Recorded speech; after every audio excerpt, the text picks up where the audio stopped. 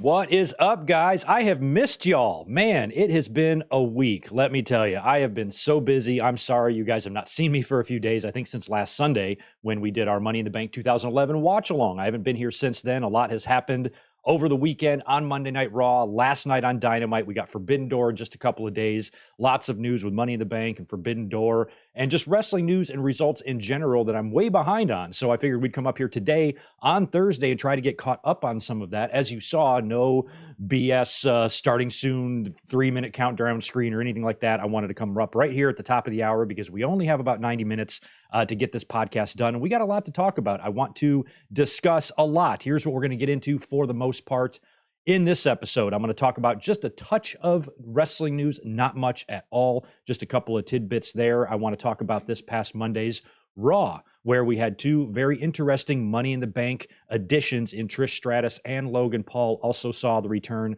of Tommaso Ciampa. We'll talk a little bit about that. Seth Rollins had a World Heavyweight title defense on NXT this past Tuesday. I want to touch on that.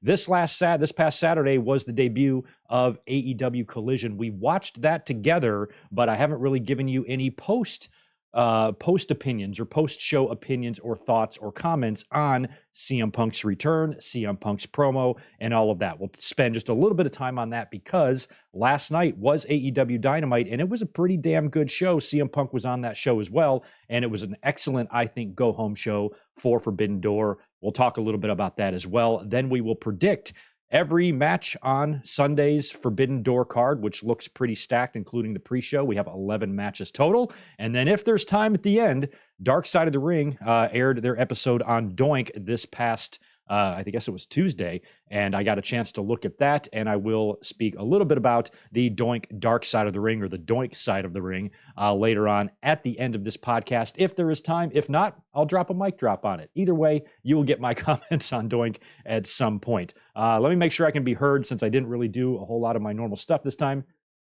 All right, y'all can see me, and am I in all my HD glory? All right, we look good there. Let's go say hi to the chat and see how you guys are doing. Happy Thursday, by the way, and thank you to everyone who is here because I'm usually not here on Thursdays, and many of you might not know this, but I think I put this link up almost a week ago. I knew that today was going to be the day that we did Forbidden Door predictions, but we also have a lot of wrestling news, like I said, and that's what we're going to start with here. But before we do that, let me cruise over to the chat, say hello to Rehan Ahmad and Gorillas Fan. We got some channel members in the house like Jay Lambo, K-Dogs, Keno, good to see you, my friend. I got to get to my P.O. box. I'm going in the morning. I'm so sorry. I've been swamped, crazy busy. I went to the Del Mar Fair yesterday, missed Dynamite. It's just been a busy, busy-ass week. Kevin, I'm going in the morning, and thank you very much. Kevin has a present for me in my P.O. box, and I just haven't gotten down there yet this week. Good to see you, my friend. The TLD is in the house. So is Denny Down Bad, and we got MH Nova, Chaz Medeiros, and David Brown, Joe Brill, kind of some of the early ones in here now. Might not be a huge audience today. Who knows? But you guys know what to do. Please hit that thumbs up button. Make sure you subscribe. We are on the road to 40,000 subscribers, and I don't think it's going to take us very much longer to get there as long as you guys keep telling all your friends about it like you have been doing. So please hit the subscribe button if you have not yet already, and hopefully you can stay with us. Now, it's going to be a busy weekend again. We're doing this podcast kind of big today on Thursday because I'm not going to be here on Saturday for the normal Winged Eagle. I got another big, long, crazy day at work, and I'm completely unavailable to do any videos on Saturday. So no Winged Eagle. Normally, Saturday would probably be the day where we talk about all this stuff and predict Forbidden Door, but we're going to have to do this today since I'm not going to be here on Saturday. So we're not going to be able to talk about whatever they do on Collision because I know we have a tag team partner that's going to be announced with Darby Allin and Sting on Collision. Maybe an Owen tournament match or something's going down on Collision ahead of Forbidden Door as well. We won't be able to talk about that, but I still think we'll be able to predict the show with as much accuracy as possible based on what we know ahead of this Saturday's Collision, because last night's Dynamite really kind of felt like it finished setting the table. You know, Collision just has to, dot a few I's, cross a few T's, and we are set for Forbidden Door. And it's looking good, man. I think this year has a chance to be better than last year, even though last year's Forbidden Door was amazing, but they were really riddled with injuries last year. So this year, things, everybody's a little bit more healthy. We have a lot more names on the show, and I think it has a very good chance to even be better than what we saw last year. So we will see. Before we get into anything on the wrestling results side of things, just a little bit of news to touch on, not much at all. Tony Khan did the Forbidden Door conference call, or the media call today. The only interesting tidbit I saw come out of that at all was Tony mentioning that he expects this Forbidden Door to be very good, considering they have a lot less injuries than they did last year. And also, he did address a comment made by Punk at last year's media scrum when he was going on his rant, and he said, "I'm trying to run a business here." Well, I guess David Bixenspan had asked Tony Khan if Punk is part owner of AEW based on that comment. I don't know why he asked this. I don't believe anybody thought that he was, but Bix is Bix, and he's going to ask his shit. And Tony Khan says, no, that was just a metaphor or whatever, and it meant nothing. Punk has no controlling or ownership interest or stake in the company. He's the owner, and Punk's one of the top stars, and that's it. And that's really I ever thought it was. So I don't think after the scrum, the last thing that was weighing on my mind after that media scrum last year at Brawl Out was if Punk was part owner of the company. I'm like, no, probably not. Although, the way he left and took so long to come back, and the fact that Tony Khan felt like he couldn't cut ties with him, I guess that did raise some questions, but I think it was, more about Punk just being very vital to AEW's future, at least what they can get in terms of TV deals and things like that. So he is a needle mover, money maker type of thing for the company. Tony Khan has always saw him as that, and I think that's all that really was about. But if there's any other news going around, anything of importance that you guys want me to touch on, let me know. But as I was kind of scrolling through the news today, nothing I really felt like talking about. We're going to talk about the Owen tournament and a lot of the Punk stuff and Money in the Bank stuff and all of that anyway. But if there's any behind the scenes news you need me to touch on, mention it in the chat. If I have any knowledge of it at all, we will speak about it. Good to see Spaz Phoenix in here. He will be at Collision and Forbidden Door, both in Toronto. That's going to be fun, man. You're in for a couple of really good shows, man, because Collision is off to a great start. Last Saturday's show was amazing. Got a lot of high praise from a lot of people in the community. Even like Eric Bischoff even said the show was great. So we'll see if Collision can continue to be great and they can sustain the excitement that they had in that first show. And they pulled in a pretty decent number for their first show, 800 and something thousand range there for a terrible Saturday time slot that doesn't do real well anyway. They're pulling Dynamite numbers for that. So will that last? It's only been week one. When you look at history, history suggests they will not be pulling in 800,000 or more every week. It probably will dip around the 600, maybe even 500,000 range. But they don't want to go below like NXT, and they certainly don't want to dip below Rampage. And I think CM Punk and the Elite too, because of this internal heat with these entities, I really think professionally they're going to go out there and try to outdo each other on their respective shows, which will help us, the fans, but that can also cause some problems as well, as we'll talk about in a minute, with CM Punk's return promo at Collision and how AEW is essentially kind of dividing their own audience, which the wrestling world and community in general is already extremely tribal. Now you're going to try to split up camps within one side of the tribalness. Like now you're just breaking it all up. Now it's like the NWO and NWO Wolfpack, and you get a lot of infighting now from the AEW diehards, which is slightly amusing, but it's also a huge waste of time. And we should all just hope that Dynamite and Collision and Raw and SmackDown continue to be as good as they possibly can be, because to wish or want anything other than that makes you kind of a fucked up person. So we'll talk a lot about Punk and his promo and what it meant and what it could mean for AEW in terms of their fans and their roster behind the scenes. Meltzer is now claiming, because we know Meltzer is not a big fan of Punk, is kind of claiming that Punk's promo has created more division internally in AEW, but I'm not really sure if that's the case. We'll just have to wait and see how it goes. Spaz is chiming in with a very generous $10. Appreciate that, dude. Oh my God, look at this audience of 36 people. Let's get that up, can we?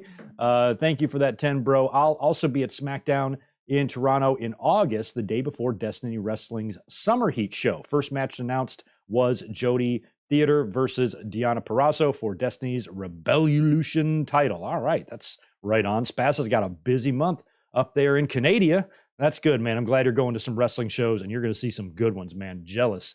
Big time jelly.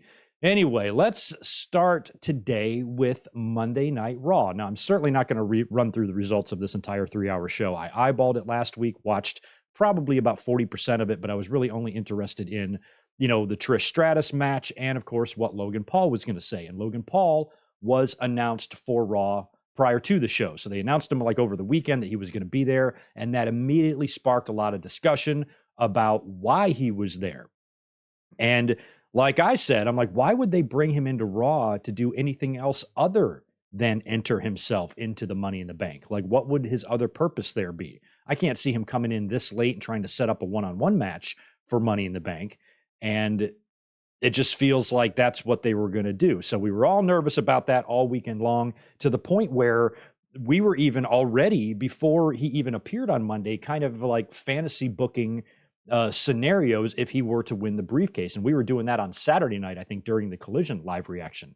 So then on Monday, Logan Paul shows up on Raw to cut a promo. And of course, he's in the ring, and the promo starts with him in the ring, sitting on top of a ladder. And of course, since they're promoting Money in the Bank, the briefcases have been hanging up there every week. So that's all I needed. As soon as I saw his big douchey ass sitting on top of that ladder, I knew exactly what he was going to say. And that is, he is going to enter into the Money in the Bank. And that's exactly what he said. He's in the Money in the Bank now, and he's going to win it and become champion and all that stuff. Great. Wonderful. Just like we thought. Just when I was about to be so excited about this Money in the Bank field, the fact that there's no former world heavyweight champions in there, and there's a couple of guys in Damian Priest and LA Knight that would make perfect Money in the Bank winners right now. The last thing in the world I wanted to see is a 10-time former world champion or a fucking celebrity get in this thing and enter the match. Now, I guess they're going to have an odd number of people. The men are going to get 7 and the women are going to get 6. Is that how it works? There's supposed to be 8 and 6. I don't know how many people are supposed to be in this, but it looks like it's now 7 for the men. And one of the biggest issues I think a lot of fans had about this, or that I was reading on Monday, was pretty funny, because it's WWE, but they're all saying he didn't have to qualify. Everybody else had to qualify. This doesn't make sense. Why does Logan Paul just get to walk right into this match when everybody else had to have qualifying matches? Have you not met WWE? Haven't we been saying the same shit about a whole bunch of different scenarios for years, for decades even? How many times have we seen inconsistencies in qualifying matches or championship matches or anything like that somebody gains access to? The Royal Rumble, is a big one. Sometimes you can just declare, and then other times you have to have a match to qualify for the Rumble. None of it ever, ever, ever makes any sense. We just saw a WWE draft not 2 months ago, and we got Raw and SmackDown guys on both shows already. We saw it on the second fucking week. No number one contender matches hardly make any sense. Nothing they ever do ever makes any sense. Didn't Brock Lesnar, what happened the year that he showed up and just showed up in the match? Like, he wasn't even in the match, and then didn't his music hit and he came out and grabbed the briefcases and they somehow let him win that? Like, they have done everything. So even though the fans aren't wrong, it's like, aren't you tired of complaining about that by now? Like, have we not learned how WWE does things? The last thing I give a shit about is some consistencies in WWE's rules about qualifying matches, because they have made a mockery and a joke about that forever, with or without a celebrity. Sometimes they just do it to do it. They don't need explanations. Nothing means anything. We don't need this shit explained to us, because it's kind of obvious why Logan Paul is getting in there, because of his name and his value and the publicity that he brings to WWE. And when this announcement was made, I want to say it was during the Collision live reaction, we kind of were spitballing this a little bit. And one of the things I said during that was that, like I always try to be, glass half full or silver lining, or let's not start jumping off of buildings yet. Let's just kind of look at this. Logan Paul is a massive star. I have no desire or love for Logan Paul whatsoever outside of the WWE. He does not seem like a guy that I would like or want to follow, or whose career I would want to follow, or I have anything in common with whatsoever. But he still is a name that everybody knows. He is a massive, massive star in the mainstream. So anytime WWE has those types of relationships with massive stars, they usually do feature them pretty heavily. And a lot of times it sucks when they don't know what they're doing, or when they're not very good or something like that, or they don't care. Maybe they're just phoning it in. Maybe they're there to plug some of their other stuff, like Jeremy Piven calling it Summerfest. They don't give a shit about any of that stuff. So I always said, as long as you're not putting championships on these people, I really don't care about celebrities coming in from time to time. Well, now we have found a guy that not only is a celebrity, but actually can do this. He actually has a knack for this. And it almost looks like if Logan Paul wasn't doing anything else in his life, he would be perfect for professional wrestling. He's got the look, he's got the attitude, he's got the ability. He's had some very good matches. Granted, he's been in there with very good talent. He is still probably done better than anybody else in their first match ever. Lawrence Taylor has had great matches, and there's been lots of celebrities that have gotten in the ring and had a couple of good matches, but I don't think anybody has matched what Logan Paul has done, to where if you didn't know who Logan Paul was, and let's say you were watching Seth Rollins and Logan Paul at WrestleMania this past year, you have never heard of Logan Paul in your life. You've never really even watched wrestling before, but as you're watching it, you would not look at that match as one wrestler versus one celebrity. It's going to look like one wrestler versus one wrestler. Logan Paul looks the part, he fits the part, he acts the part, he's doing frog splashes from the top rope through tables. LT wasn't doing that. And that is what I think sets him apart. So as fans who have to tolerate celebrities coming in and doing shit, we could be doing a lot worse than Logan Paul, because at least he has, even made me acknowledge and appreciate the work he has done with Roman Reigns and Seth Rollins and the matches that he's had so far. He has performed well, and he has handled that stage like a champ. So given the fact that he's a celebrity that brings massive, kind of like Bad Bunny, that brings massive publicity to WWE, but not only is a guy unlike Bad Bunny, who can actually, now Bad Bunny's still a great entertainer in the ring. That match he had with Damian Priest in Puerto Rico was fantastic, but Bad Bunny is not Logan Paul from a athletic standpoint. Logan Paul, I think, is just much better in terms of what he can do. Bad Bunny, even though he's lays it all out and he goes balls out, he does have a lot of that Vince McMahon and Shane McMahon kind of coordination to him, where he just kind of fumbles and crumples a lot. And Logan Paul is a lot more graceful and just looks a lot more like somebody who's tailor-made to do this. But then again, how can WWE ever justify putting the belt on him? They signed him to a contract. I'm sure it was very lucrative, and it has a very, very limited amount of dates. And I'm sure there were some guarantees in there in terms of how he was going to be featured. We're going to give you SummerSlam matches, WrestleMania matches, big time matches. And if WWE, let's say internally years ago, maybe not years ago, but months out, have had this internal plan that they want to actually put a championship on Logan Paul, well, they've created another one now. So now we have one that he could technically win. Also, it's a brand new belt. It's still being viewed by a lot of fans as the consolation belt, which I don't believe it is. And I think Seth is working really hard to erase that stigma of it based on the amount of title matches he's having here in a short amount of time, including one in NXT on Tuesday. So, and don't forget, Logan and Seth have history from WrestleMania and their feud already. So in my mind, I'm trying to look at this thing as optimistically as possible for the fans, because it makes no sense to complain. I've seen a lot of David Arquette comparisons. This would be worse than David Arquette, people. Do you hear yourself? Worse than David Arquette. I love David Arquette. I think he's fucking great. He's awesome. But in WCW, when he won that championship, that was really tough to swallow for a lot of fans, for myself, and anybody who was watching at that time. But they are not the same. Not even close. David Arquette and Logan Paul are not the same caliber of athlete. Maybe the same caliber of entertainer, because David Arquette is very entertaining. He's an actor. He did a whole wrestling movie. Ready to Rumble was pretty underrated, I got to say. I liked it better than No Holds Barred, to be honest. And David Arquette has had some moments, and he's a funny guy and all of that, but he's not a wrestler. He's a little normal, 125 pounds, maybe not that light, maybe he's 150 pounds, but he's a tiny little wormy guy. He cannot do this. Logan Paul, on the other hand, is in shape. He's an athlete, and he was doing a lot more physically than David Arquette ever was in the ring. So I do not think they are the same thing at all. And I know David Arquette is always going to be the go-to example for any time a celebrity gets in the ring, because of how much hate his title run got. And I didn't love it either, but this whole, it's ruining the business type of stuff. I mean, it is hard to see that big gold belt with that much history around the waist of somebody like David Arquette.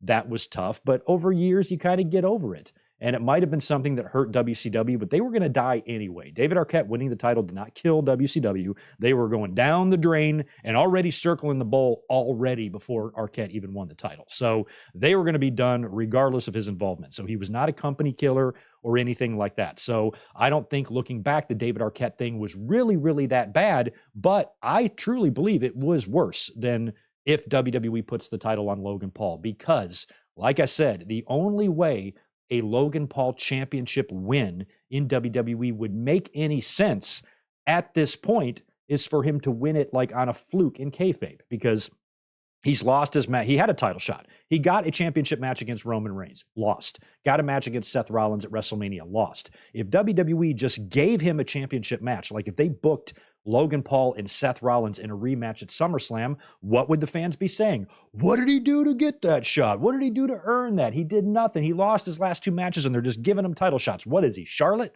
So you're going to get that complaint too.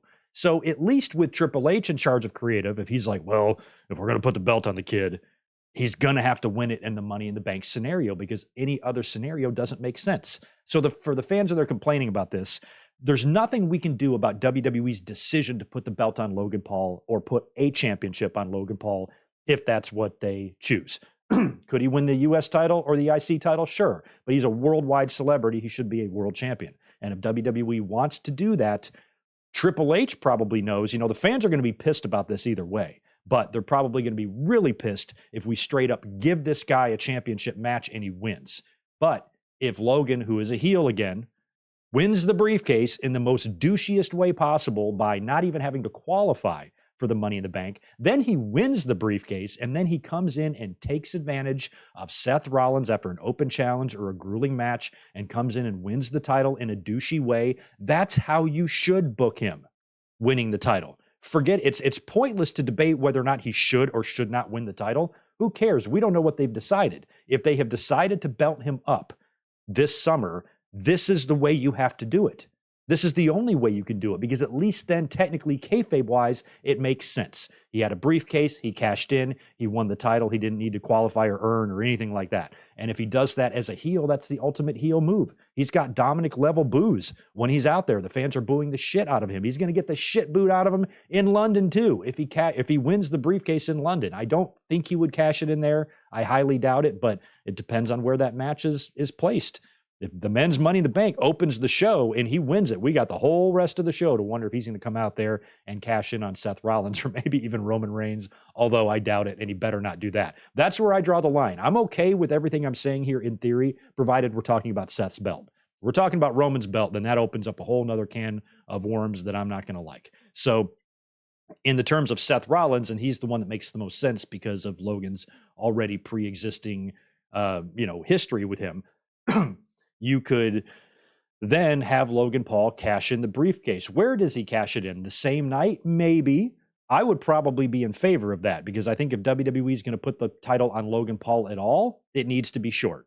He needs to have a 6-week run, something like that, where he can do a whole bunch of talk shows, a whole bunch of appearances with the belt, and Logan Paul can take that brand new title that they've created and show it off to the world for a month and a half.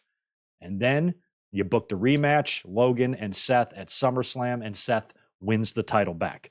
To me, if the plan is for Logan Paul to be champion, that's the best case scenario.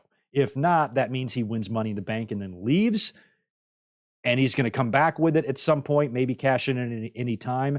And that's one thing about Logan Paul that he could do. Being a part-timer means that he could literally show up anywhere, and you're not really sure if he's there or not. Like, he's not out on the show, cutting a promo earlier in the show with a briefcase like a normal wrestler would be. He's actually off TV and could just drop in whenever. If I was Roman or Seth, I'd be looking over my shoulder constantly. So it just depends on how quickly they decide to do this. If they want to just have it happen right away, boom, boom, boom, then you do a one-night cash-in, with Logan cashing in on Seth, maybe at Money in the Bank. He holds the title until SummerSlam and Seth beats him. Or Logan holds onto the briefcase for a little while. Seth Rollins has a grueling championship match at SummerSlam that he wins, and then Logan comes in and cashes in on him at SummerSlam, wins the title at SummerSlam. Then you book the rematch, and Seth takes it back from him at, the next pay-per-view, or maybe whenever the next Crown Jewel is, or the next Saudi show, which probably would be coming up shortly after SummerSlam. I haven't looked at the calendar. Do you guys know? Maybe October, something like that. If there's a Saudi show, Rollins, Logan, part 2, or part 3 really, for the championship, and Rollins wins the belt back, which means he then won the world heavyweight title in Saudi twice, which would be interesting. But, there's a bunch of different ways you could book that once Logan gets the briefcase. But I'd rather have it be over with and done before it really starts wearing thin on the fans and Logan Paul cashing in on one night, or maybe the night after on Raw, because I think they're going to stay in London. No, probably not, because Money in the Bank is on a Saturday, so they probably will fly home. But maybe on the Monday or something, Seth defends the title again or whatnot, and Logan comes out and cashes it in and wins on Monday Night Raw. They could do that as well, and then do the rematch, Seth Rollins and Logan Paul at SummerSlam. It's also possible that Logan, I wouldn't like to see him do this knowing that he's a heel, but Logan could win the briefcase and then just say, Seth, I'm challenging you at SummerSlam. But then that puts it in a straight up match again, and I don't want to see that unless there's a whole lot of cheating involved. But if Logan Paul were to win the briefcase, he's the exact type of heel that should come try to take advantage of someone and win the title in the douchiest way possible, just to maximize your heat, So I personally, based on the fact that I've been watching wrestling for 40 years, it's 2023, and WWE has been doing decades of ridiculous shit day after day after day. When you look at all the stupid shit they have done and their entire history of stupid shit, and it is one long history of stupid shit, believe me, where this Logan Paul title win would rank on it would be really low for me. It's not one of my favorite things I've ever seen, but there is a big list of shit of things that WWE has done that I have hated. And this will not really even break my top 25, to be honest with you. So if Logan Paul wins the title, what do I care? At the end of wrestling's gone down the drains. AEW is going to be the number one company now because they put the title on Logan Paul. No. WWE is going to be just fine. The title is going to have no damage done to it whatsoever with someone like Logan Paul holding it. That might be a different case if he were to cash in on Roman, but the brand new belt, the cancellation belt that Seth's running around with us, if Logan cashed in, won that, held it for 6 weeks and dropped it back, I could give two shits, to be honest with you. I could absolutely care less if they did that. It's fine. Logan wins the belt, leaves and comes in and works a Brock schedule and holds the belt for a year, then we've got problems. But I don't think WWE is going to do that when they have just been doing that already with Brock and Roman for so many years. Then you're going to bring another extreme part-timer, a guy that we see 4 or 5 times a year. You're going to put that belt on him. You can only put the title on him for a short amount of time. You can only do it for a short amount of time, because at least if he were to win the title in London or on the Raw after Money in the Bank and then drop it back at SummerSlam, that would ensure he'd probably be on TV every week with that belt, setting up his shit with Seth Rollins, contract signing, promos, brawls, tag team match, that type of thing. The typical tropes that they do in a feud like that, is at least we'd probably get him on TV. And while he was champion, he probably would not be a part-timer. He would probably be on TV, building up his issue with Seth every week, leading up to SummerSlam and Seth trying to get that belt back from him. But they might not go that fast with it. They might slow it down a lot to where he wins the briefcase and cashes in down the road. But whenever Logan Paul hypothetically cashes in the Money in the Bank briefcase that he has not even won yet, but assuming he does, whenever the cash-in comes, and if the cash-in is successful, which I think it will be, they're not going to give him the briefcase just for him to have an unsuccessful cash-in. I just don't see it with Logan. Then whenever he cashes it in and whenever he becomes champion, I'm thinking absolute maximum 2 months, max. I think 1 month or 6 weeks would be much better. So anything longer than a 2-month run for Logan, I'm not going to really be in favor of. But anything short and sweet and to the point where he can be technically a world champion, run around the globe with the belt, promoting everything for a few weeks, at this stage of my life, why do I care? and why should any of you really? But that's kind of where I see everything going with Logan Paul. If it's not Logan Paul, then I still really have my eye on LA Knight, although I think Damian Priest makes more sense considering he already has got some internal conflicts, albeit small, with the Judgment Day. They seem to be teasing that. They seem to be teasing giving Damian Priest a push based on his excellent performances this year, and I think that match in Puerto Rico really put him over the top. And hell, by the time we get to SummerSlam, we could see Damian Priest and Bad Bunny back on the same page teaming up. I would not be surprised at all. And if Damian Priest were to win the briefcase and Finn Balor is unsuccessful in his bid, adding more dissension, you weren't able to get it done, so I'm going to get it done, that type of thing. And it feels like the walls might be crumbling around Judgment Day, but I'm not ready for Dominic and Mommy to stop. I suppose they could still go on their own little merry way there together if the Judgment Day crumbles. But I think the faction, a lot like the Blackpool Combat Club, was like, oh, wow, and then they lost their leader. Oh, shit, they're dead in the water. And they made a little bit of a comeback. And Judgment Day and Blackpool Combat Club, I think of in the same light there, to where it looked like it was all but over for that faction. And not only, were they able to survive and stay together, but I think they turned out to be a little bit stronger than they were before Regal and Edge exited. So they deserve credit for that. And I'm not necessarily sure as a fan if I'm really ready to see that end yet. But if it means that it's going to result in positive things for Damian Priest's career, then I'm all for that. So I think I'd probably go Damian Priest maybe a little bit above LA Knight, but LA Knight is fucking annoying too, because we saw him on Monday Night Raw and just the responses he gets from the crowd. He has them eating out of the palm of his hand. He chants, they say what he says to say,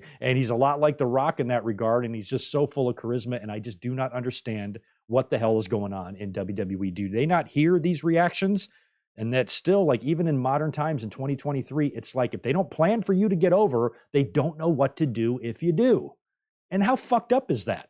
The fact that, like, oh, well, we didn't really have plans for you to be this popular, so just want to let the fans burn this out, burn themselves out and screaming for you, and then we don't do anything to you or for you.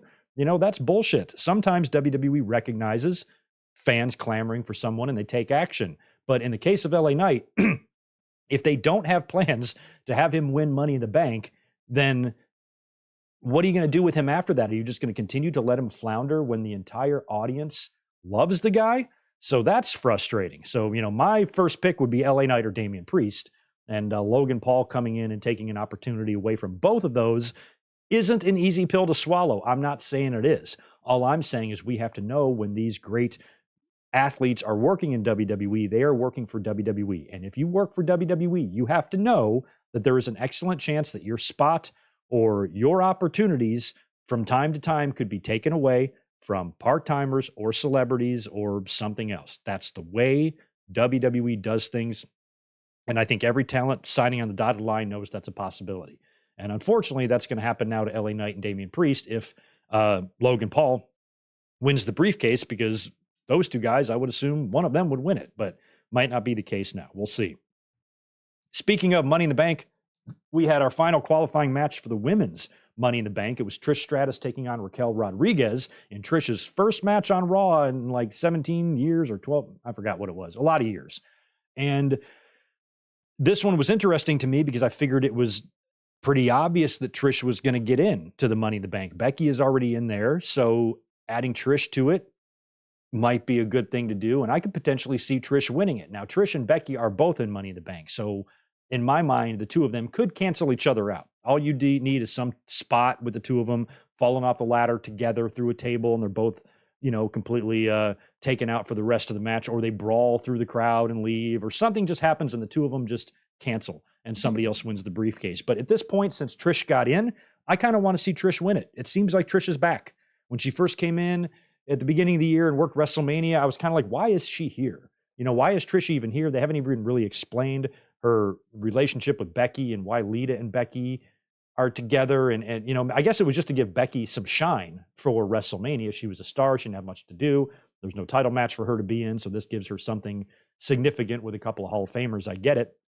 But then the heel turn happened, and I was still thinking, oh, it's just going to be a part-time thing. Trish is going to be here for the summer, and then she'll bounce and leave after SummerSlam, maybe even with SummerSlam being one of her final matches or her retirement match or her send-off, perhaps. It's just an idea that I've had. Now that she wins the Money in the Bank, I'm like, because when legends come back, a lot of times you do like to put the title on these legends, right? And I thought they were going to put the belt back on Edge. Had COVID not happened and all that stuff, who knows what they would have done with Edge. They might have belted him. I don't know.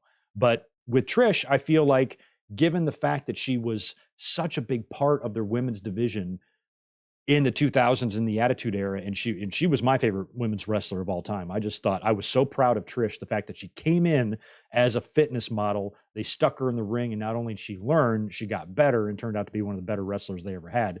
I always appreciated that from Trish. You know, she had what the Stacy Keeblers and the Tori Wilsons did not have in that regard, and she was really good. And I've always respected the shit out of Trish. And considering the fact that the two women's titles have been, you know, not the most valuable pieces of hardware in the industry, let's just say that, I don't think it would be a disgrace at all for Trish Stratus to hold one of these titles again before she retires. So I'm kind of hoping she wins the Money in the Bank briefcase now. And this could go a lot of different ways, because don't forget, Becky is in the match too. Becky and Trish, by the way, Becky came out and accidentally got Raquel Rodriguez disqualified in her match with Trish. And that's how Trish won and got the Money in the Bank spot. So Becky was apologizing to Raquel and felt really bad for it. But the fact that Becky and Trish are in there, that issue between them is still not over. And they're going to have a blow off. And I think we've all been penciling in SummerSlam to be that blow off. And they kickstarted this whole thing back in May. I thought that was a bit early. I'm like, how are they going to be able to sustain this till SummerSlam? Because they had the match in Saudi. And then when Trish won that, I'm like, there you go. Trish will win this one. Becky will win the blow-off. But since the next pay-per-view is Money in the Bank, you don't have to do it there. You can actually push it to SummerSlam. So that's what they're going to do with Trish and Becky. I'm convinced, and I think all of you guys are too. So it's going to be Trish and Becky at SummerSlam, right? So if Trish Stratus wins the Money in the Bank, here's a scenario I would like to see play out. I think this would be perfect, because one thing I don't want to see happen right now is for Mommy to drop her title. I think Rhea Ripley is too strong, too dominant, too powerful, making a hobby out of beating the shit out of Natalya any chance she gets. And I am loving me some Rhea Ripley right now. And one thing I think that would not make sense is for big badass heel Rhea Ripley to be cashed in on by heel Trish Stratus. You know, that doesn't fit. So what I think would be cool for Trish is for her to win the Money in the Bank briefcase, and forget about cashing in right away and one night cash-ins and all that. For her to win the Money in the Bank briefcase, come out on TV, brag about it a little bit, and then still set up your blow-off with Becky Lynch at SummerSlam. Becky's going to come out. I had that match won. The briefcase was in my hand, and you took it away. I can't do Becky's accent. And yelling at Trish because maybe Becky had the match won and Trish fucked her over and won the briefcase. And so now Becky is even extra pissed. Excuse me. So Becky then proposes a match for SummerSlam, and it can be a stip if you want. It probably will have to be. Maybe some sort of stipulation match with Trish Stratus that will basically serve as the blow-off in their issue. And Becky Lynch, you go to SummerSlam now, and this is like second match maybe. First match, second match, third match. It's early, right? You do Becky and Trish. Becky beats her clean, wins the feud, ends their issue. And then later on in the night, a couple of more matches later, you've got what is now the WWE Women's title, the belt over on SmackDown that Asuka is holding currently.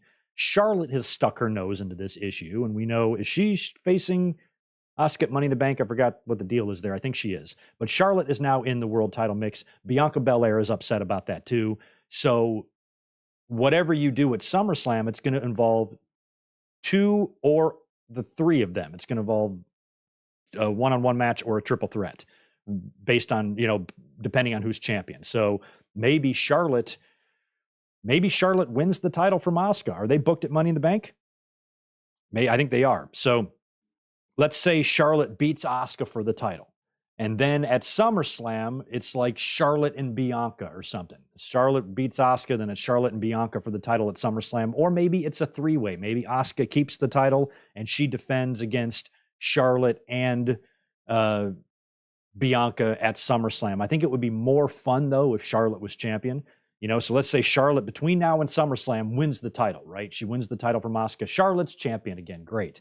Then you go into SummerSlam. Charlotte defends the title against Asuka or against Asuka and Bianca in a triple threat, and she retains. She successfully retains as a babyface the Women's World Championship, or the WWE. It's going to take me a while, guys, to get used to this. The WWE Women's Undisputed, which actually does say that on the belt, and Charlotte retains the title.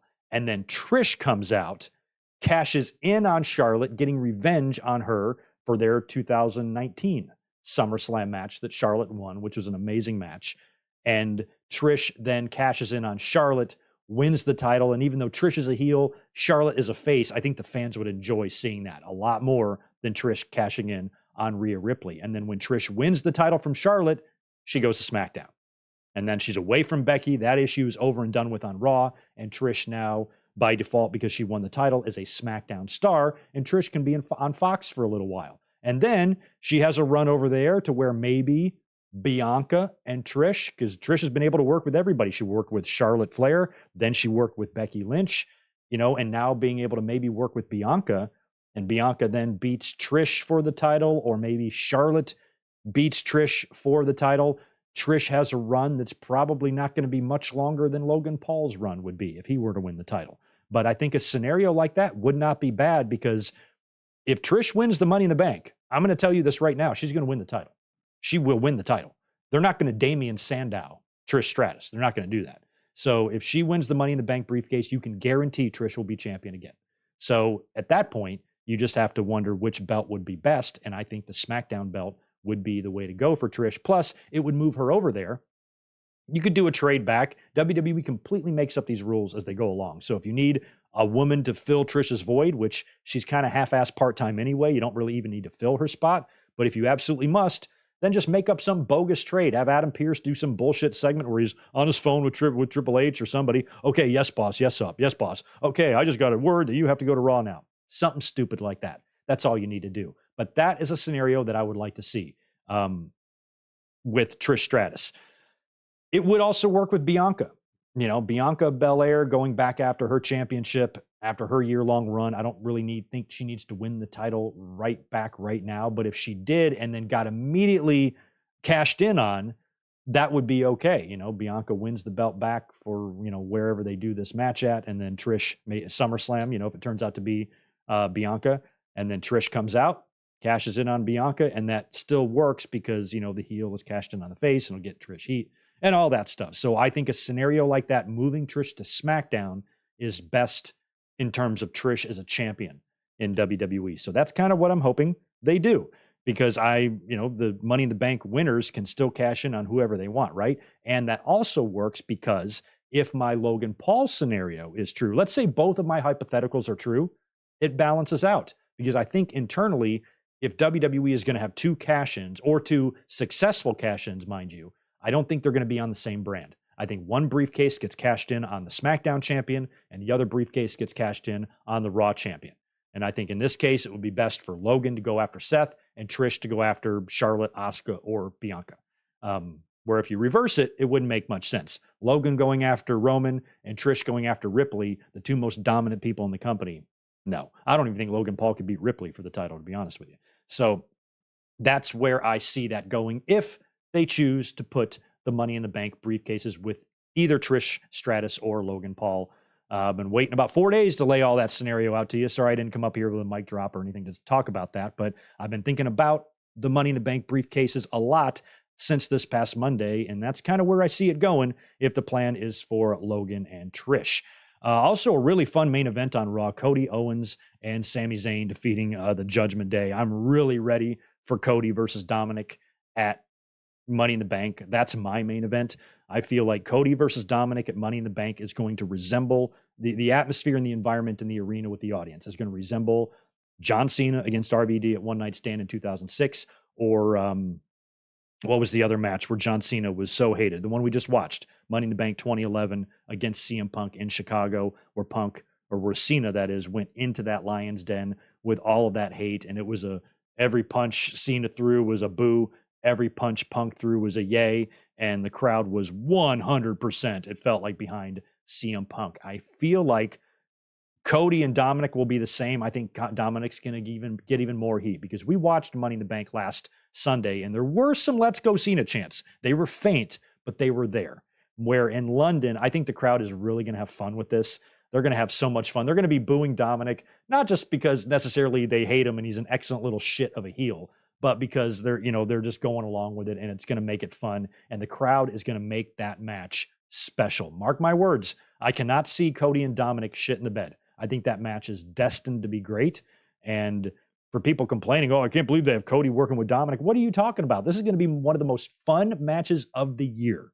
Mark my words. Incidentally, I watched the last two WWE Treasure shows last night, and they did one with Ray and Dominic, but it must have been taped before the turn because they were together in a lot of this, looking for a lot of Ray's gear. And I didn't know that Ray just moved away. He just left San Diego and moved to Vegas. Probably did that for taxes, most likely, but that's a bummer that Ray is not here in San Diego anymore, because during the Treasures episode, they visited Lucha Libre Tacos, which is a great little taco shop, and they sat, if you guys watch this, Rey Mysterio and Mick Foley sat at the very same table that I have sat at before. And as a matter of fact, Lita has sat there too. There's a picture online back when Lita dated CM Punk. They visited Lucha Libre's Tacos and sat in the very same booth. So maybe they didn't want to have Lita going back there since a picture of her at that table already exists, but it's a big golden booth. I sat there with Elizabeth and her kids a few years ago, and the very same table that a lot of wrestlers have visited and sat at. It was really cool to see them at Lucha Libre Tacos.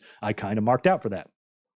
But it was a really good episode nonetheless, with Dominic and Ray looking for some of Ray's gear and some of the Yeti stuff. And the Piper episode was good with his daughter Teal Piper. I had not seen that one yet, so those were very good. It was even though those Treasure shows are totally staged, I find them entertaining because some of the stuff they go after I always vividly remember.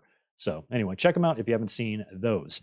NXT this past Tuesday, by the way, Monday Night Raw on Monday drew 1.8 million viewers. Not too shabby. NXT pulled in 733,000 for their NXT. I keep saying NXT for their World Heavyweight title match on NXT. Seth Rollins defending against Braun Breaker. They went all out. This was a pretty good match, complete with frog splashes through the table from the top rope, and excellent work. They put on a show for the NXT audience, and Seth Rollins was able to win with the stomp, and he was there all night long interacting with a lot of the stars and chatting it up with Carmelo Hayes and Nathan Frazier and a bunch of others.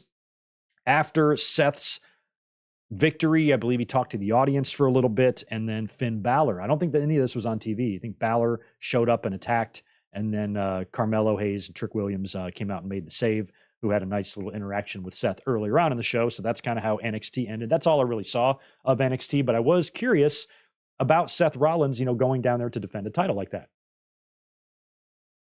And it does make me wonder if they do have a cash-in plan for him, if they're kind of rapid firing some of these title defenses, you know what I mean? And it might be two-pronged there, because on one hand, it does give Seth Rollins a decent chunk of title defenses before he loses the belt so quickly, but also could position himself to be not at 100%, beaten and battered, because he's been defending the title all the time, open challenges, NXT and Raw, and really going hard on the title defenses. And he keeps doing that going into Money in the Bank, and then he somehow beats Finn Balor. He could be compromised. He could be compromised the next night, maybe the next night or 2 nights later on Raw. Seth wants to do another open challenge. 48 hours after he was all the way across the world defending the title, he wants to have another match, and he somehow survives that too. Might be a perfect place for a Damian Priest or a Logan Paul or an LA Knight to come and cash in. Excuse me. LA Knight specifically cashing in, moving to Raw, being World Heavyweight Champion would be so fun, but that's unlikely. So that pretty much catches us up with WWE stuff, because we did not talk much about them after Monday Night Raw, and Money in the Bank really starting to shape up, and that's really all I have on my WWE category here. Now we're going to talk about AEW. We'll talk about this past week's Collision first. Collision debut pulled in an 816,000 number for that, which isn't bad. I think that's probably the best they can hope for. If they were able to maintain those numbers, that would be pretty good news, I think, for Collision, because I don't think Saturday night is a great time slot, but I would assume they're probably going to dip in the 500,000 to 700,000 range from now on for Collision. But Punk is going to be on that show. Like I said, the internal heat and the internal competition, perhaps with the Young Bucks, could be really good motivation for Punk and everybody around Punk to make Collision must-watch TV every week. And if they do that, the ratings will hopefully reflect that, but we'll have to wait and see. Punk, of course, we all watched it together this past Saturday, made his return to AEW in the United Center on the debut episode of Collision. And He came out, opened the show for a promo. He brought a pair of his boots with him. He was already wearing a pair of boots, but he had his other wrestling boots apparently, and he had a red bag, which he referenced and said the title that he never lost was in there. I kind of like that he never pulled it out, that he never came out with a belt. It's almost like a little subtle nod of respect to MJF, because we've seen the two belts before, Razor and Shawn in 94 and Punk and Cena in 2011, and maybe a couple of other instances where they've done this as well. But Punk coming out and actually not pulling out the belt and showing it off, almost like respecting MJF's, image with the title right now, I kind of liked. His promo, he had to acknowledge it. He definitely talked about it. He threw some shade at the Young Bucks. He mentioned, an executive, at Warner Brothers Discovery that refers to him as One Bill Phil. I forgot his name. And he's One Bill Phil in a world of counterfeit bucks. And it really did come off like a heelish promo, but since he was in Chicago, all of this stuff was getting a lot of cheers and a lot of positive reaction from the audience. And I think that a lot of the tone in his promo was him almost like protecting himself just in case his reaction is shit in all the other cities. He can go heel now. It feels like he's already kind of on the verge of that anyway. I think a Punk heel run would be fun, but he might be testing the waters first to see what the reaction is going to be for him in the other towns other than Chicago, because his first 2 nights back were there. So how he does in Toronto and other places around Canada that they're about to sweep through in other cities, if the reactions aren't great, that might be his cue to pull the trigger on a full-blown heel turn. But the fact that he brought the red bag out there did hint that we do have a match or an issue going to be happening in the future with CM Punk and MJF. But MJF's got his hands full right now too with Adam Cole and all of that. It might just be Punk's way of reminding fans that he never lost that title. And until somebody beats me, I'm the champion, that type of thing. You can still hold that off and do something like that later on in the summer in August or whatever. So that's going to be fun whenever that happens.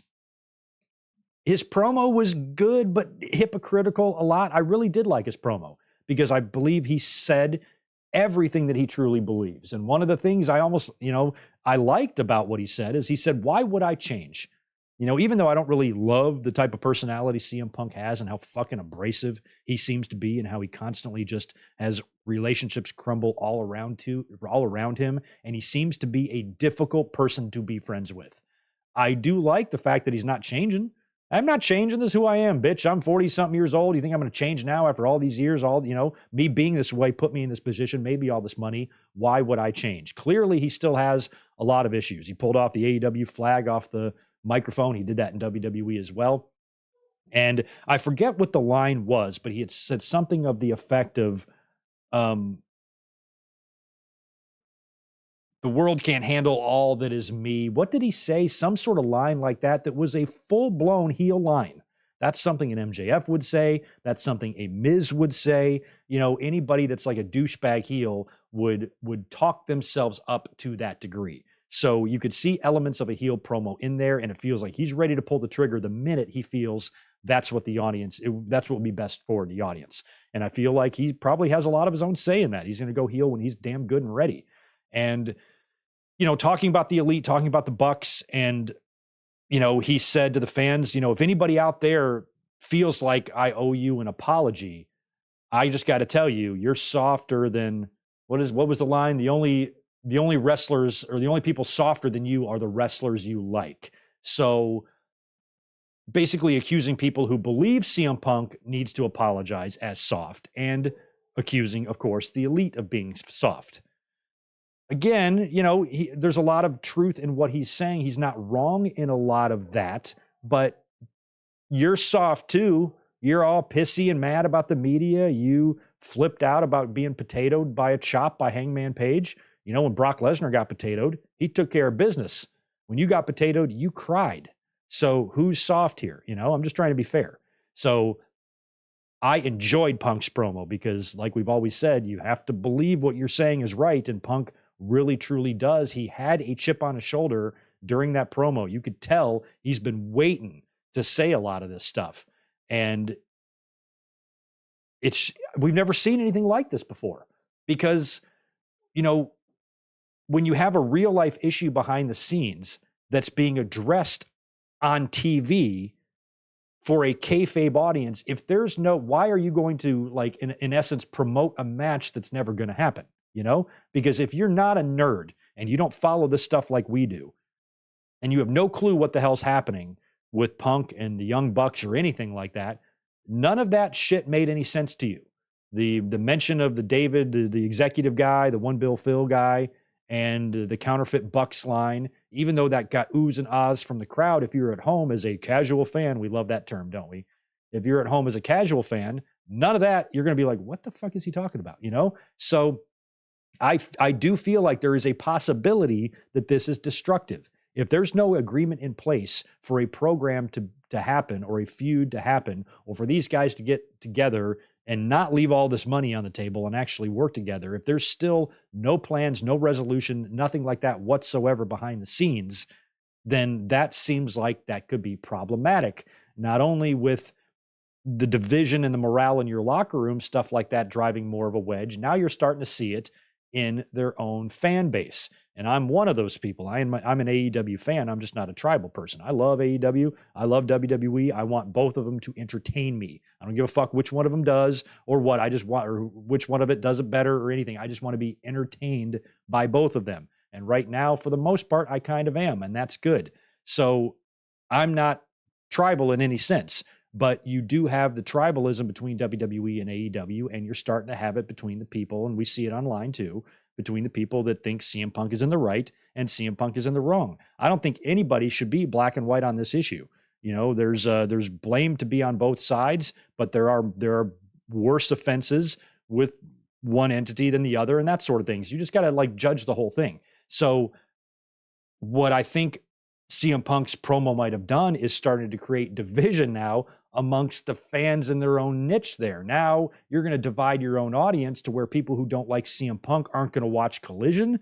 Is that what they're going to try to say now? Or, you know, then you might have some band camps or some bandwagons there on each side, because we saw that with Raw and SmackDown a few times in the past, where there was a couple of years there where SmackDown was doing a lot better, and then Raw had a little bit of a run there. And, you know, you did sort of start getting fans of both, but at the end of the day, they were the same show. But, you know, now with Collision and Dynamite, you could see a lot of that from their own fan base. And I don't know if their fan base is big enough to sustain a split like that, to where they should try to keep everybody engaged and watching and happy as best as possible. So I feel like Punk's promo could cause some problems, especially when there still has been no communication with the Bucks or CM Punk or anything like that. Dynamite, last night, there was no Elite on the show. They were not in the building. They pre-taped all that stuff. So that means Tony Khan still wants to keep Punk and the Elite separate unless they absolutely have to be in the same building. And it sounds like the first time they're all going to be under the same roof is going to be on Sunday for Forbidden Door, possibly maybe Saturday night for Collision. If Tony Khan wants to get everybody together, maybe that's the plan. But you don't want to risk anything happening one day before a pay-per-view. If you wait to get the Bucks and Punk in a room and be like, I just want you guys here so we can agree to coexist when you have to be in the same building together, and something happens and then Punk walks out and now you got another, you know, match you can't deliver, you know, something like that, you run that risk. So I don't know, because if Punk and the Bucks and the Elite are going to be at Forbidden Door together, they're going to see each other when they're going to get a sandwich or a steak or whatever the fucking catering, or walking through the halls or taking a shit or something. I can't imagine that they're going to be purposely kept on separate sides of the building like this is fucking high school. But they might be. Otherwise, if they're allowed to just to mingle and be a part of that locker room, they're all changing their clothes together. That's going to be the first time these guys have seen each other in nearly a year. What's going to happen? I wish I could be backstage for that moment when it's happened, because apparently it has not happened yet. And I don't think it happened on Dynamite because apparently the Elite were not there. So still a lot to figure out there. Now, Punk had his return match as well. Main event of Dynamite, CM Punk and FTR teamed up to beat Jay, Juice, and Joe, the Triple J. And Samoa Joe laid into Punk hard. There have been rumors that Punk and Joe are going to work a program. Also rumors of Punk and Jay White. But Joe just slapping and chopping the hell out of CM Punk and talking to him when he's doing it was marvelous. Love to see that. So good. And to see Samoa Joe and CM Punk back in the ring together for the first time in many, many moons was pretty awesome as well. Punk physically looked okay, but he definitely looks like somebody who's in his mid-40s. I hate to say it, happens to the best of us. The dad bod is there, and he's not in necessarily bad shape, but he almost looked at the beginning a little frail. I just thought, I'm like, man, can this guy even take a bump? And then when Joe started laying into him, I was reminded that CM Punk is a tough son of a bitch. He'll be just fine.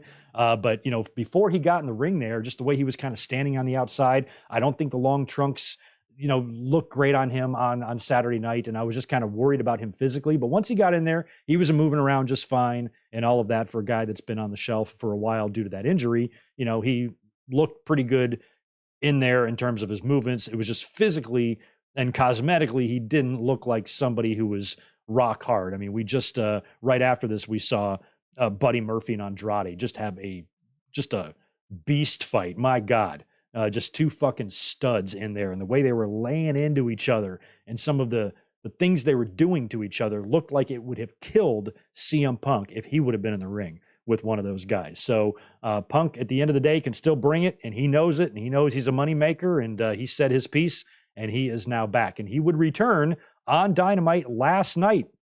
We'll run through some of these results real briefly here, but the show opened up with the Ass Boys beating the Hardy Boys. Now, after the match, they did an angle where Juice and Jay interfered, and they attacked the Hardys and beat up Jeff really bad, and they were kind of gone out of the complete ringside area before this whole entire segment was done. And a lot of fans were like, wow, they got rid of them in a hurry. And apparently that was kind of a write-off for Jeff Hardy because he can't get into Canada because of all his legal troubles. So this whole Canadian run they're about to go on, Jeff can't be a part of that. So that was kind of a reason to get him off of TV.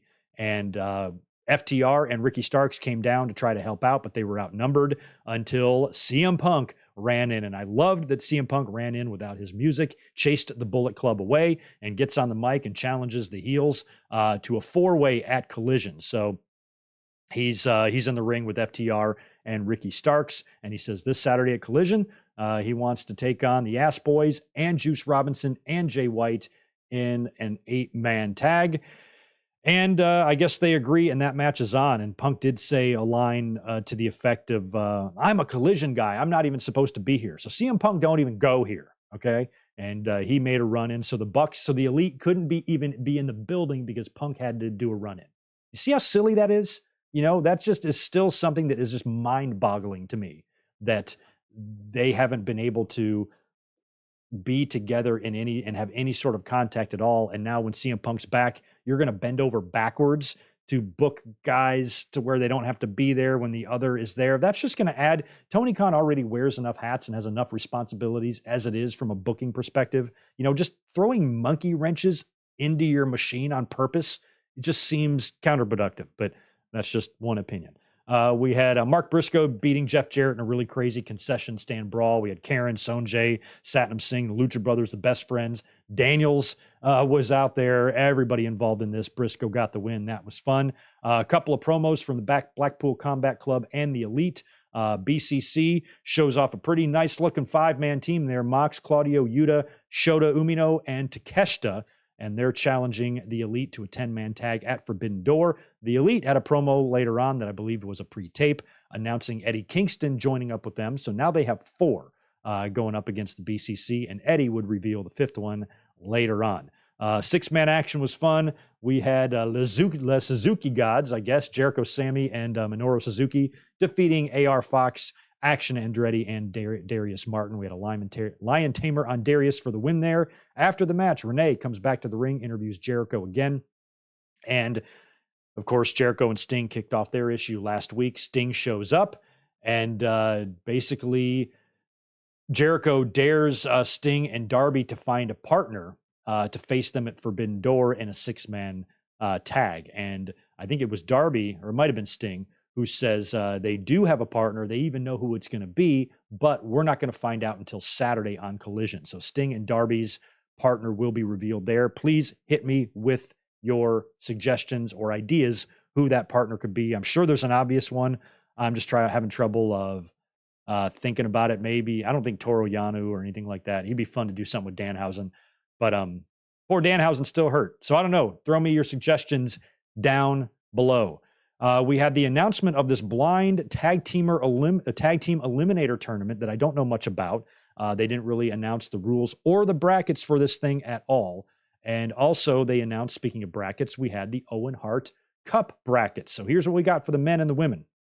Left side of the bracket, we have CM Punk taking on Kojima at Forbidden Door. So by the way, that means no Kenta.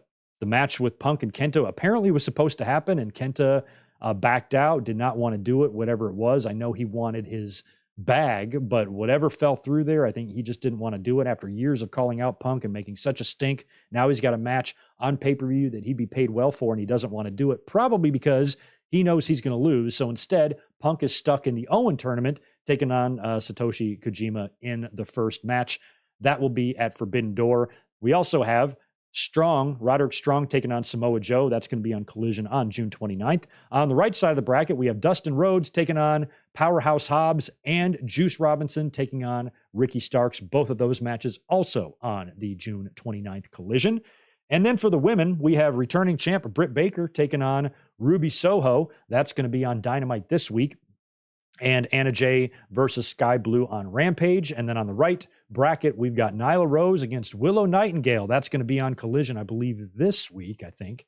And we have Athena taking on Billy Starks on the pre-show of Forbidden Door. So based on that field, it's looking like we're going to get CM Punk against Samoa Joe in the Owen semis. That's crazy. That feels like it should be an Owen final. Owen semis is kind of crazy. And when you look at the other side coming out of the other side, I might put Ricky Starks and Powerhouse Hobbs probably in that semifinal. So the final four will probably be Punk, Joe, Hobbs, Starks. Unless they want a great way to finally remove QT Marshall from Powerhouse Hobbs and stop dragging that poor man down is to just get QT out of there. So a good way to do that might be here in this match, have QT fuck up, give Dustin Rhodes the victory. Have Dustin Rhodes, who worked with Owen many times, maybe get to the finals of the Owen, maybe even win the Owen Hart Cup and retire right then and there during his victory speech. Might work. Feel good story. But CM Punk, doesn't it feel like he's going to be the guy to win this Owen Hart Cup? I feel like he might be. Other than Punk, Joe would be the guy, but Joe might not even get past Punk. Ricky Starks would be great. He could use it probably the most of anybody in this field. Punk does not need the Owen Hart Cup victory. He doesn't. So I don't know if they're necessarily going to give that to him. I feel like he could face Samoa Joe, and there could be some interference there from Jay White or something, allowing Joe to win. That sparks a Jay White and Punk feud. I'd probably like to see it go that way because Punk, I hate being that fan because when fans just say, oh, he doesn't need it, they just kind of say it without thinking it. But there are instances where that is the case. And this is one of those cases where he doesn't really need it. You know, a lot of times when fans say he doesn't need it, it doesn't even really apply. But this time, I believe that Punk doesn't need it. But if he did, he would be a big name that puts two pretty nice looking names winning your first two Owen Cup tournaments, Adam Cole and CM Punk. And perhaps we could even see Britt Baker repeat as champion if she gets past Ruby Soho. And then she, beats the winner of Anna Jay and Sky Blue. But based on that field, I would almost like to see maybe Nyla Rose win it. Nyla Rose is taking on Willow Nightingale. I feel like maybe even Mercedes would have been involved in this had she not, or she definitely would have been at Forbidden Door, but maybe they could have even gotten her into this Owen Cup. Willow would be a great winner as well because everybody loves Willow, but she is currently a champion right now. Athena also currently a champion, I believe, correct? So in that field, I almost feel like Britt or Ruby. I think the winner of Britt or Ruby should win it, in my mind. Even if it makes Britt a repeat champion. Oh, she doesn't need it, right? Well, Greg wouldn't care. She can win. What do I care? Oh, great Adam Cole and MJF promo. Going back and forth on each other. Adam Cole wants a rematch. MJF says no. Sorry, I got a scratchy throat.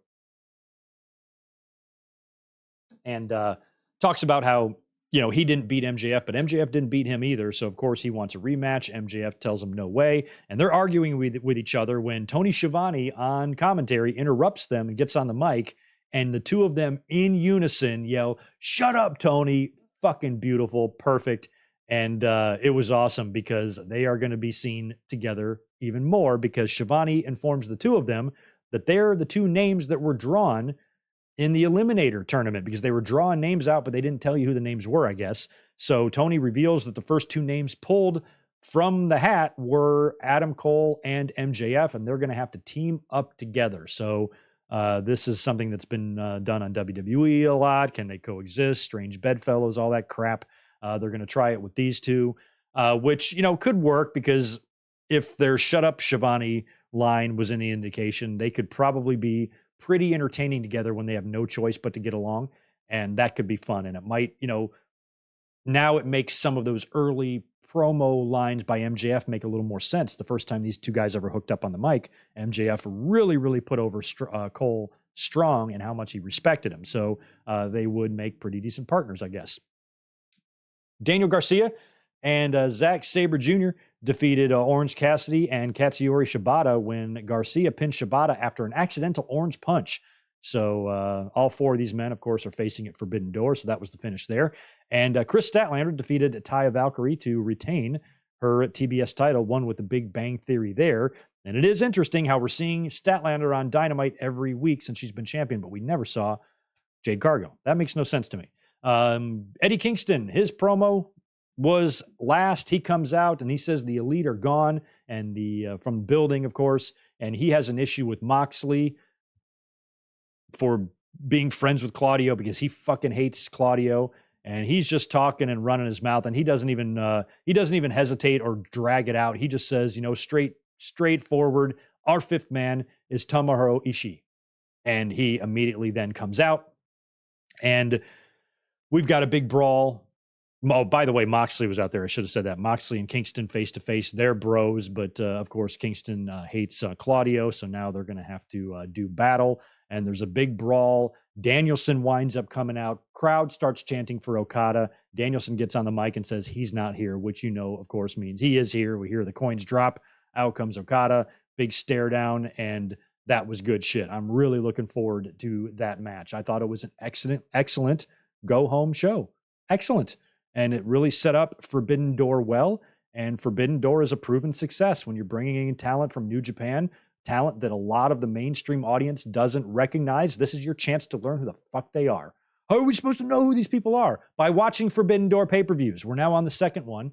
And at least once a year now, you're going to get an idea of who some Japanese or other international talent is that you don't really see that often. And now you're going to start seeing guys repeat. At this point, you should not be asking yourself who Okada is.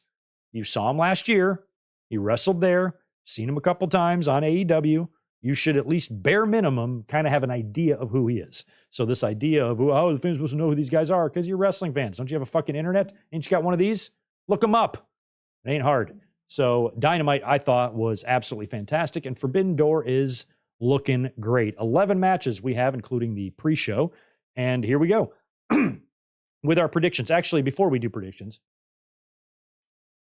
let me cruise to the chat. I probably owe you guys a couple of hellos or whatever's in here and answer a couple of these super chats. Spaz, I got yours earlier. Spectra chiming in, 10-month member. By the way, everybody who's been members for a year, you got a new channel or a new badge icon that I've set up for all of you 1-year members coming up in about less than 2 months now. So Spectra, thanks for being with me since the beginning. I still hope Punk leaves, unprofessional piece of crap that did enormous damage to the company. Thank Mox for picking up the pieces last year. Who should main event, Okada Danielson or Omega Ospreay? That's tough. I don't even know, to be honest. I might say Okada Danielson, but Okada and Omega are both, they're all main eventers, man. You got the four of the best wrestlers. I would say the four current best in the world. Yeah. I mean, from an respect in-ring perspective, I know Jim Cornette doesn't like Omega, but I do. And I think all four of those guys are pretty damn good. I don't know who should main event that. A lot of people have the opinion that you have on Punk. I do believe that Punk was super unprofessional what he did at Brawl Out. I've always felt that way. I felt that he was in the wrong. I don't give a fuck who started it. It's like listening to 2 5-year-olds. He started it. And that's what the fans say. You know, whenever I would, criticize Punk, I'm like, well, how come you don't talk about how Hangman Page started it? I'm like, because we're not 5. That's why. And Punk should have thought of a different way to express his anger. But like he said in the ESPN interview, and like we speculated on, put yourself in his shoes. He just got injured. He knows it. He's pissed. He's mad. His adrenaline is high. He just had a match. He's all ramped up. He's eating muffins. He's not thinking clearly, and he just fucking went off. And he admits that he handled that improperly. But yeah, I feel the same way. It was unprofessional, but I want everything to work out, you know? And the punk stuff is creating a bit of division. It really is. Spaz chiming in with 5 more. Doing a show soon. AEW and WWE present Battle of the Sexes, a fantasy card of WWE guys versus AEW girls and vice versa. Any suggestion? Fantasy WWE guys battle. Oh, so you want like guys and girls against each other? Shit, I would go Jade Cargill versus I don't know, Randy Orton or something. Shit, I'm running out of time. I can't really think about that, but I should give that more thought. That sounds fun. Spaz Spectra, appreciate 5 from you personally. As an outsider who doesn't watch WWE anymore, Logan should cash in at the Rumble. I know I'd watch Logan defending the title at Mania.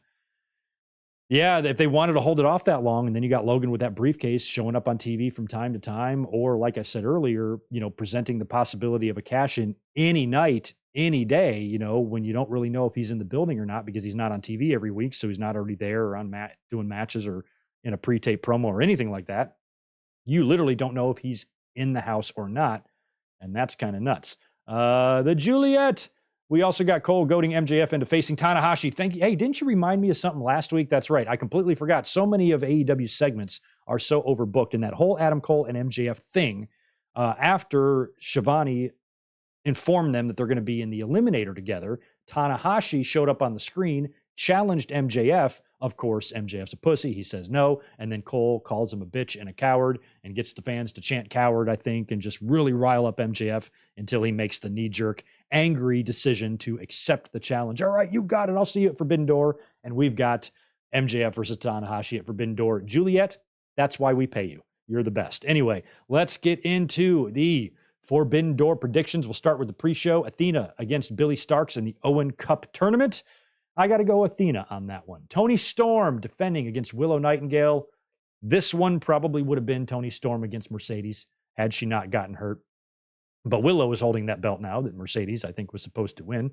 And I think Toni Storm will retain. I love Willow. We all love Willow. But Toni's better. Toni needs to win this match. And Willow is only going to get better. She is an absolute angel in the wrestling business, and we love her. But no reason to go too quickly with her. She's got her whole career ahead of her. She still has a lot to learn, a lot to improve on. She's young, whole life ahead of her here. So no rush pulling any sort of trigger on Willow. Toni Storm gets the win there. How about this one? Adam Cole against filthy Tom Lawler. That's going to be filthily fun. I can't wait to see this one. Adam Cole is going to beat Tom Lawler. No question about it. But that is a fun match. I can't wait to see that. 4-way for the international title. Orange Cassidy defending against Zack Sabre Jr., Shibata, and Daniel Garcia. Kind of bummed out about this. I wanted OC and Zack Sabre Jr. one-on-one. So what this match tells me, Orange Cassidy is retaining his title. I think Orange Cassidy against Zack Sabre Jr., maybe they didn't want to beat Zack clean by OC, you know, because there's got to be some cooperation with the booking here. I don't really know how this works. Behind the scenes, them trying to balance everything out where neither company's getting buried or fucked over or anything like that. There has to be give and take here. So I don't think that Orange Cassidy beating Zack Sabre Jr. straight out would really be the right thing to do. A 4-way allows Cassidy to retain his title without having to pin Zack Sabre Jr. clean. He can probably pin Daniel Garcia is what's going to happen there. CM Punk taking on Satoshi Kojima in the opening round of the Owen Hart Cup. I'm not convinced Punk's going to win the Owen Hart tournament, but I'm not convinced he's going to lose the first match. So Punk gets the win there. That one's not too difficult to predict either. Blackpool Combat Club, Takeshita and Shota Umino taking on the Elite, Eddie Kingston and Tomohiro Ishii. This one's just going to be an absolute bloodbath. I'm going with Blackpool Combat Club to win here. I feel like the match they just did on Dynamite last week, it was the Elite versus BCC. Who got the win in that? BCC? I feel like it would be the opposite. Shit, I wish I remembered the result of that match. So let me see. Maybe this could be the Elite victory here. because I would still like to see blood and guts with everybody involved, with Danielson coming back, but he's got his hands full on this show. I think I'm going to go Blackpool. I think Takeshita, I am amazed how much I'm loving this kid as a heel. I was a little bit sad, as you guys remember, a little bit bummed out when he turned heel. But this tall, dark, and handsome badass that he is with the jacket and the look on his face, I love him. He's he just transitioned so well for me. So I think that Blackpool, let's go Blackpool Combat Club to win this. Although I'm not totally sure. This could go many different ways. The Elite winning would be fun. The Elite and Punk both getting a victory, I feel like would be a good balance. Okay, thank you, Juliet. See? BCC won thanks to Callis betraying Omega. I'm changing my pick. Let's go Elite. I'm going to have Elite win this match here.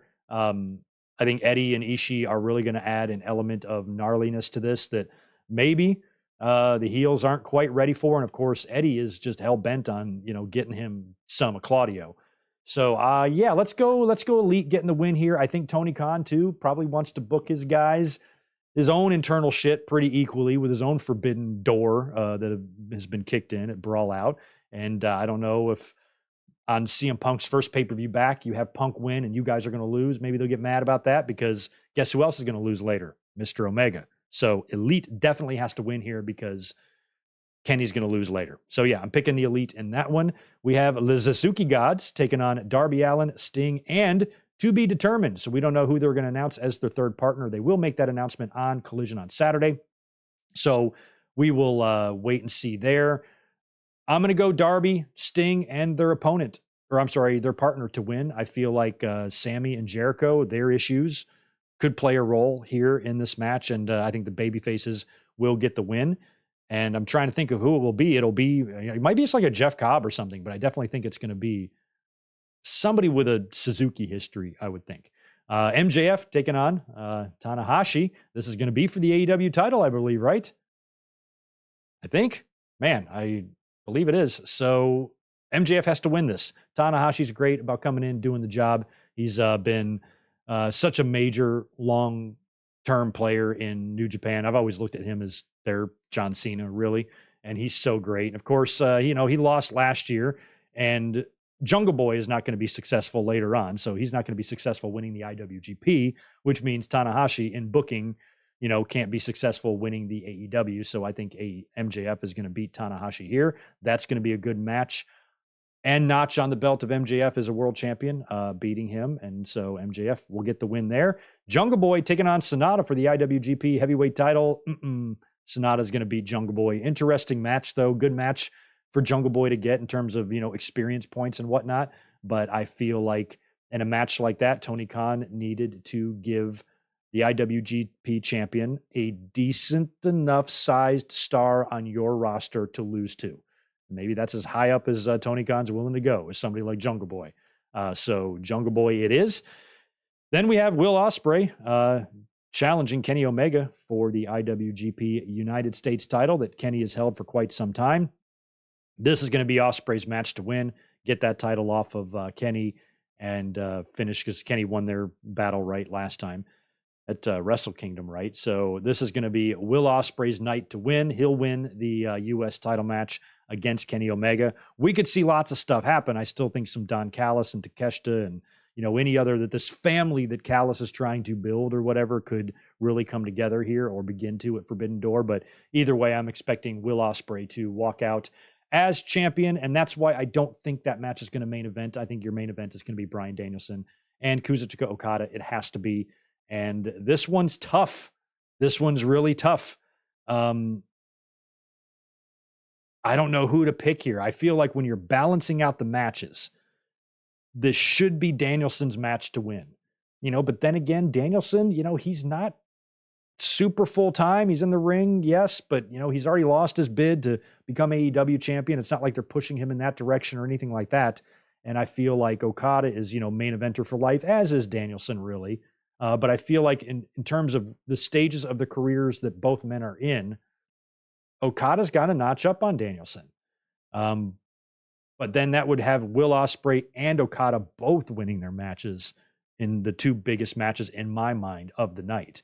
You're going to have Punk over Kojima, you're going to have MJF over Tanahashi, but these two are big ones.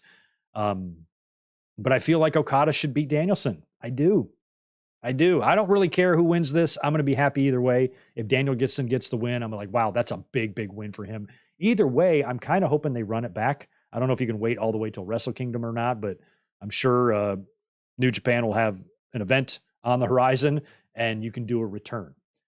So maybe it's a Danielson victory here, but an Okada win later. That's kind of what I feel like could happen. I'm going to still go Danielson. I'm sorry, I'm switching my pick. Otherwise, it's going to be a bad night for the Blackpool Combat Club. Danielson keeps it all balanced. Danielson, balances out the Blackpool loss, while Kenny's loss balances out the Elite. I'm sorry. Yeah. While Kenny's loss balances out the Elite victory, and then Kenny will lose. Danielson here beating Okada. Both champions retaining their titles. It's about the best you can ask for here, really, at the end of the day. So that's kind of the way I see it going.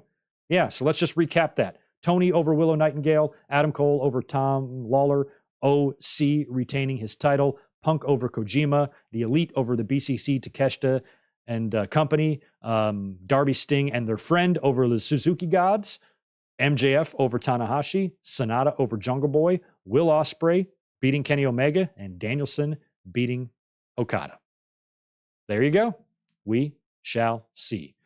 Unfortunately, I am out of time and I don't have much time to discuss Doink's Dark Side of the Ring, but I did watch it on Tuesday and it was a very good episode, but I have never been a Matt Bourne fan. I have complained about Matt Bourne on my channel for probably about 10 years. I've always thought he was a piece of shit. I've always been well aware of the problems that he's had in his life with drugs and some of the legal stuff. And what a horrible person he really could be at times. Every shoot interview I ever saw him in, he came off like an asshole. And I've never had a good taste in my mouth about Matt Bourne ever. And I did not think the Dark Side of the Ring was going to do anything to change that. And it did not. So they ran through his career, which I already knew about, his start in Portland, going through the territories. I did not know about the Mid-South incident with Hacksaw Jim Duggan and the fan that got beat up and Bourne got fired, and he carried that grudge all the way up until 2010 when they did an indie event and he tried to shoot on Hacksaw. That kind of rings a bell sort of when that happened, but I didn't put the connection together. So that was something that I learned. His Big Josh run in WCW and then being hired by Vince to play the first Doink. Hawk already once coining him Krusty the Clown before, which I thought was pretty funny. And his run with Doink when he first started as the evil clown was great. It was an amazing gimmick, but then, he did drugs and, he ended up getting fired and he would continue the Doink gimmick, even bringing it into ECW. There was lawsuits with the WWE during that time as well. And then he had, several relationships. He was married to somebody during his Doink days. And she told the story of him showing up drunk to his first daughter's birth. He also, this woman also debunked his other wife, Michelle's claim that all the other women were with him just for the money, because that wasn't the way she was. And she left him because of his spiraling behavior. And then he met his next wife, Michelle, who he had a daughter, Tegan, with. That was her name, right? Tegan. Do I have that right? Yeah, I think it's Tegan. So, he met her when he was 37 and she was only 21.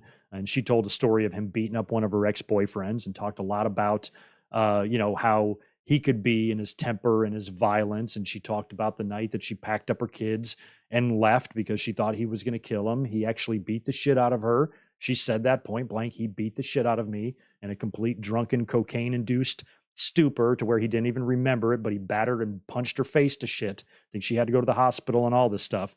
So, she was pretty honest about that. Her daughter, honestly, Tegan was coming off as somebody that had a lot of struggles and had a lot of problems. And, they're very, they're Texas, they got that vibe about them and all that. And I felt like they were, probably had a lot of struggles in life. The mom looked like she was a recovering drug addict, a lot of Melanie Pillman vibes. That type of look. You know what I'm talking about. But then in the end, they kind of surprise you. His daughter, God bless her, she's been working hard. She's, she got a good degree, 4.0 GPA, and she's an accountant. She has a good job. She's successful. She's making something of her life. That was really good to hear, because they were kind of tricking you. They were like, don't judge a book by its cover, because all during the documentary, I was under the assumption that the mom and Tegan both currently still are dealing with a lot of troubles in their lives, whether it be drugs or whatever. It was giving off that vibe. And then to find out at the end that they're actually doing all right was really, really comforting to know. Although they spent a lot of time on the conspiracy side of things after Doink left her, he reunited with Connie, who he worked with in wrestling. She was one of his valets back in 1989. Reunited with her, they got together and I believe got married. And then they had the whole story of the night that he OD'd and the neighbors knocking on the door, finding him in the yard.